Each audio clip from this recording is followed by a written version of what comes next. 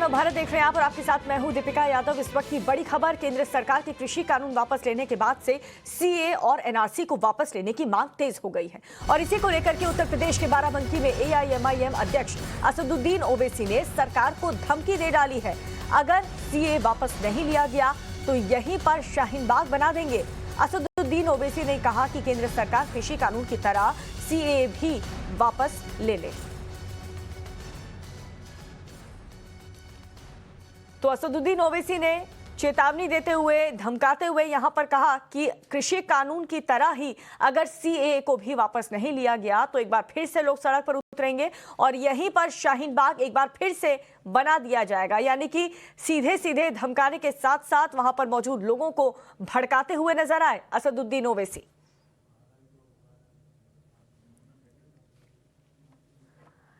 तो एक तरफ पीएम मोदी ने तीनों कृषि कानून को वापस लेने का ऐलान कर दिया और दूसरी तरफ असदुद्दीन ओवैसी भी अब ये मांग कर रहे हैं कि जिस तरीके से कृषि कानून को वापस लिया, ठीक उसी तरह से सीए को भी वापस ले सरकार, इसे भी खत्म करे। और दिल्ली में जिस तरीके से शाहीन बाग आंदोलन हुआ था उसी को लेकर के बाराबंकी में कह रहे हैं ओवैसी कि यहां पर भी शाहीन बाग बना देंगे।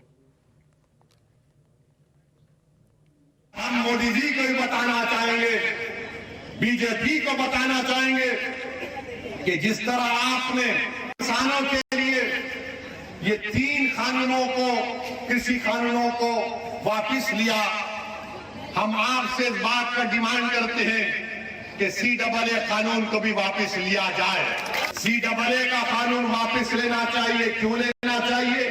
क्योंकि वो संविधान के खिलाफ है। वो संविधान जिसको बाबा साहेब अम्बेडकर ने बनाया था, जिसमें मजहब की बुनियाद पर कानून नहीं बना जा सकता, बीजेपी ने मजहब की बुनियाद पर भारत के संविधान में फंडामेंटल राइट टू इक्वालिटी, बराबरी का हक एक फंडामेंटल राइट है। उस कानून, उस फंडामेंटल राइट के खिलाफ कानून बनाया गया और हम मुतालबा करते हैं कि सीएए कानून को भी वापस लिया जाए। हमसे मीडिया वाले पूछ रहे हैं कि अगर नहीं करे तो क्या करेंगे? अगर एनपीआर और एनआरसी का कानून बनाएंगे तो हम दोबारा रोड पे निकलेंगे, यहीं पर भी शाहीन बाग बनेगा इंशाअल्लाह ताला। याद रखना, हम खुद आएंगे यहां पर। तो असदुद्दीन ओवैसी के शाहीन बाग वाले बयान पर ही किसान नेता राकेश टिकैत और कांग्रेस का कहना है कि ओवैसी और बीजेपी दोनों मिले हुए हैं और वहीं बीजेपी का कहना है कि सीएए नागरिकता लेने का नहीं बल्कि देने का कानून है। ओवैसी कह रहे हैं कि अब तो जानबूझ के पॉलिटिकल वजह से लोग धरने पे बैठे।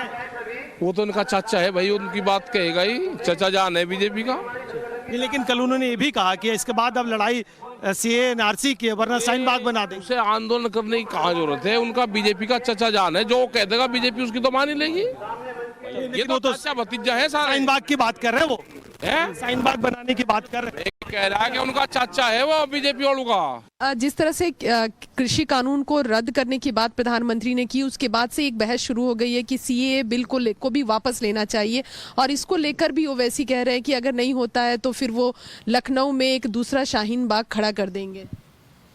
देखिए, ओवैसी क्या कहते हैं, वो भारतीय जनता पार्टी से मिलीजुली जुगलबंदी उनकी होती है।